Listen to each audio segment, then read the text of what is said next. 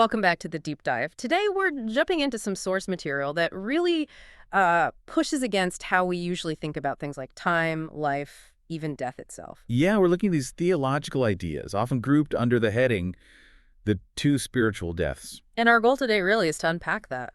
That's it. We need to get really clear on the differences between, say, a spiritual state, a spiritual event, and a spiritual relationship.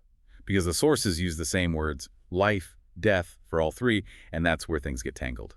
It sounds like filtering this through our normal everyday logic is maybe the first hurdle. That's exactly it. The language is specific, almost specialized. And the hook for me looking through this is the idea that the spiritual self is seen as eternal. So spiritual death doesn't mean, ceasing to exist. Right. And we've got to explore why thinking about something like salvation in just a straight line, like A happens, so B happens next, is considered, well, a fundamental mistake in this framework. Precisely. And to even get started, we have to face this sort of intellectual wall that our minds hit when we try to grapple with the infinite. Okay, so what are the big barriers the sources point out? Well, there are two main ones. First, there's what you could call the linear problem. Our whole way of thinking, our logic, memory, planning, it's all built on sequence, right? First this, then that, cause before effect. Okay, that makes sense. We live in time. Exactly. And if we don't recognize how deeply ingrained that sequential thinking is, we can't really appreciate why eternity is so, well, alien to us.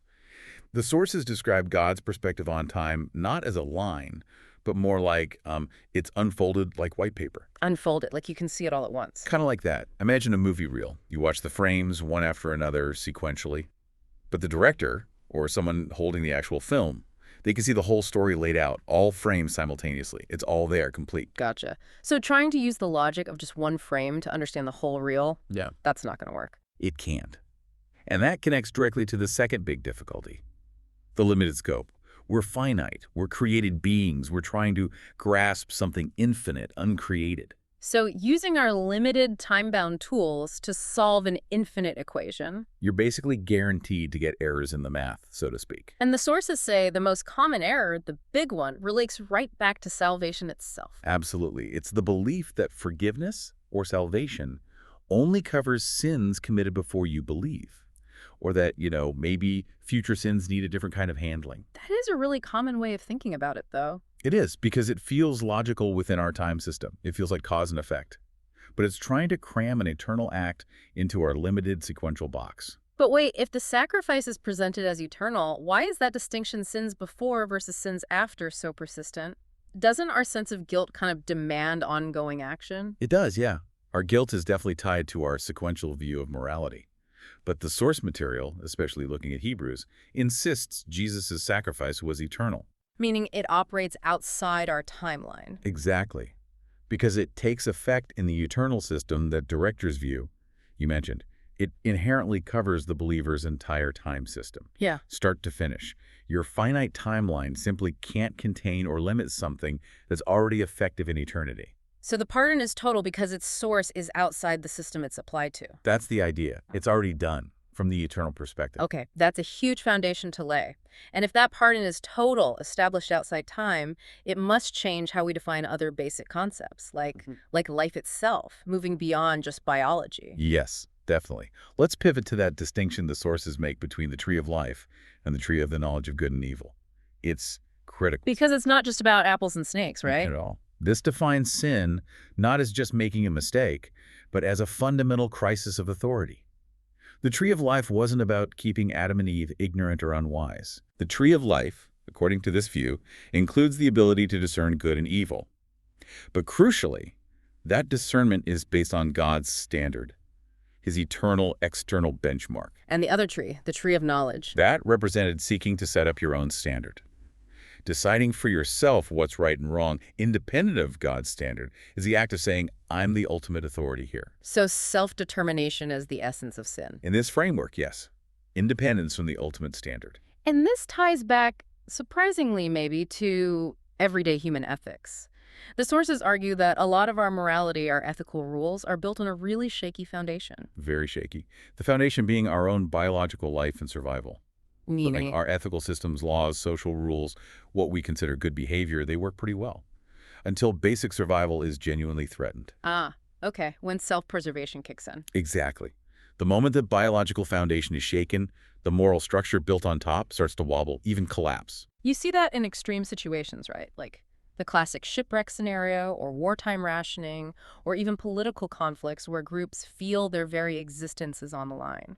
Definitely. Rules like don't steal, don't betray, Hmm. they can suddenly seem less important when faced with, starvation or immediate danger. The Life of Pi example in the source illustrates this dramatically, but history is full of real examples. So the insight is, if life is only seen as biological and temporary. The morality will always ultimately take a backseat to the drive to survive, which helps explain why opposing sides in really brutal conflicts can both sincerely believe they are the righteous ones. Because they've each set their own standard where survival justifies almost anything. Right. Their morality collapsed back to the biological baseline. Which makes understanding the spirit as eternal absolutely crucial here. If the spirit doesn't cease to exist, then physical death isn't the ultimate endpoint. Exactly. The sources even say that using the word death for the spirit is really just uh, condescending to human understanding, because the spirit itself is eternal. It can't be annihilated. So death in this context is talking about something else, like a change in state. A change in state or status, yeah, non-existence. And that sets us up perfectly to finally decode the two spiritual deaths the material focuses on. Okay, let's tackle death number one, the state of living in death. Right. This describes the spiritual condition of someone who's, walking around physically alive, but exists in a state of separation from God. The key phrase here is under unjudged sin. Unjudged sin. So this state right now is essentially the same as the eternal state of separation, just happening in our time. That's the concept, yes. It's experiencing the consequence of that separation in real time. That really sheds light on some tricky verses, doesn't it? Like Yeah. in Matthew, when Jesus tells the disciple, let the dead bury their own dead. Exactly. The people physically carrying the coffin are alive, obviously, Yeah. but Jesus calls them dead men. Because they're in that state of spiritual separation, death one. Correct. Their spirit isn't gone. It's functional thinking, feeling, choosing. But its connection to God is severed.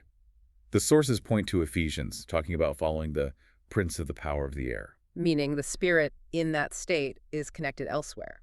Its primary input and influence comes from that realm. Yeah, Huh. that's the condition of death one, functional spirit, but separated and under unjudged sin. Okay, that's the ongoing state.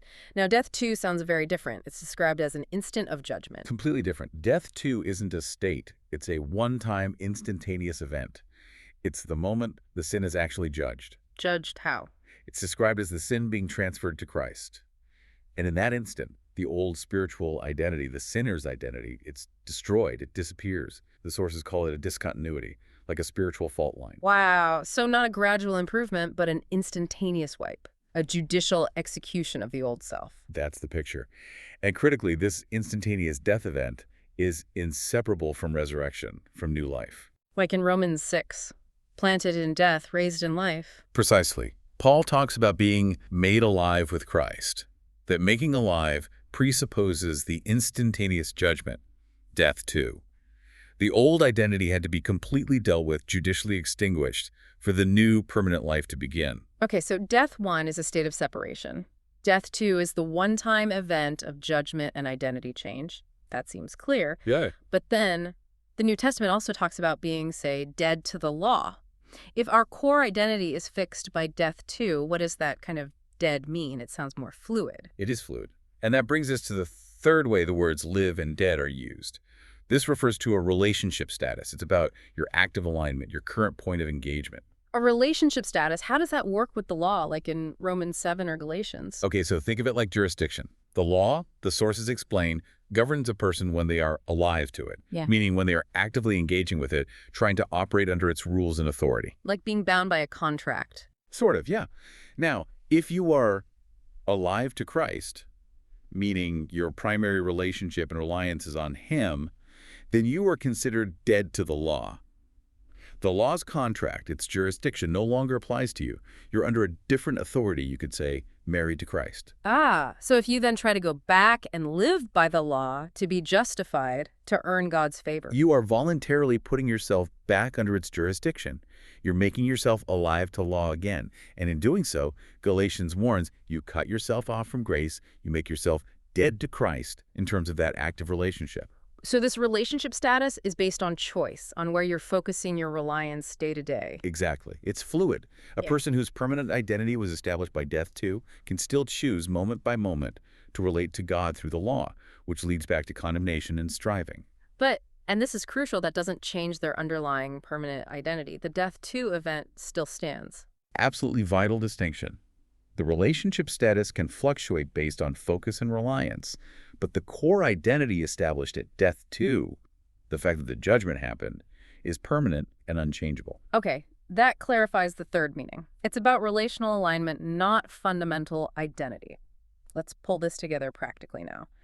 For someone who believes, who accepts that death too happened for them, Hmm. how does that finality impact daily life? Especially, when we mess up. Right. We need to look hard at that instruction in Romans 6, look upon yourselves as dead to sin. The sources strongly argue against the common interpretation here. Which is? The common idea is that being dead to sin just means you stop sinning. It's seen as purely behavioral. I mean, yeah, isn't that the goal? Trying not to sin. It's a goal of our behavior, absolutely. But it's not the definition of being dead to sin according to this framework. Think about it. If dead to sin simply meant doesn't sin anymore, then even Jesus couldn't technically be called dead to sin because he never sinned in the first place, so he couldn't stop. Huh. Okay, I see the logical problem there. So what is the definition then? It goes back to the judgment event. Death too. Being dead to sin means the sin itself, the noun, the old identity, the old man, that entire system tied to Adam that has received its judgment. Once, forever. So the identity called sin is dead and gone, even if the actions of sinning might still occur in my behavior. Precisely. The underlying legal status, the identity, has been dealt with judicially, which completely changes how we should respond when we do fail. That brings us to the advocate role Jesus plays, mentioned in 1 John. The advocate, right. So when a believer sins, what's the response supposed to look like through this lens? Well, the sources say the response is not to fall back into intense cycles of confession and begging for forgiveness, as if trying to appease God anew each time. That, they argue, is basically reverting to an Old Testament mindset. Where sin was only covered temporarily, never fully judged and removed. Exactly. That constant cycle of guilt and trying to re-earn favor is precisely what the accuser wants, keeping you focused on your performance and failure. So instead of that cycle, we rely on the advocate. What does he actually do? Does he plead for mercy again? No, because that would imply the first sacrifice wasn't enough, wasn't eternal. Instead, Jesus, as the advocate, stands on the existing legal reality. He essentially reminds God that sin, past, present, or future in their timeline, it's already been handled. It was judged and transferred to me in eternity. I have already borne it. The case is closed. Wow. It's less about asking for pardon and more about presenting the existing verdict. It's asserting the accomplished fact. What really strikes me here is how much this frames the Christian life as, well, psychological warfare. The accuser, the devil, is constantly trying to convince the believer they are still that old identity, still defined by sin, still under the law's condemnation. Yes, it's a direct assault on the reality and effectiveness of death, too. If the accuser can get you to believe you're still fundamentally a sinner judged by your actions, then you'll live like one trying to earn favor, living under guilt, choosing to be alive to the law again. You effectively deny the power of what Christ already did. You deny the finality of your new identity. The freedom offered here is immense. You fight the temptation to sin through moment-by-moment choices and reliance on the Spirit? Yes. But you fight the condemnation of sin by resting in the permanent judicial status that was established for you once outside of time. This has been incredibly clarifying. Let's just quickly recap those three distinct meanings of death for everyone listening. Sure. So first, we had death one. That's the ongoing spiritual state of separation, being alive physically but disconnected from God, living under unjudged sin. Got it. State of separation. Second, death two. That's the one-time instantaneous event of judgment. The moment the old identity is destroyed, sin is judged via transfer to Christ, and the new identity is created. This is permanent. Okay. And third, the relationship status. This is the fluid concept of being dead to the law or alive to Christ based on your current focus and reliance. This can change day to day, but it doesn't alter the reality of death too. State, event, relationship. That really helps untangle it. Okay, so here's a final thought, something for you, the listener, to maybe chew on.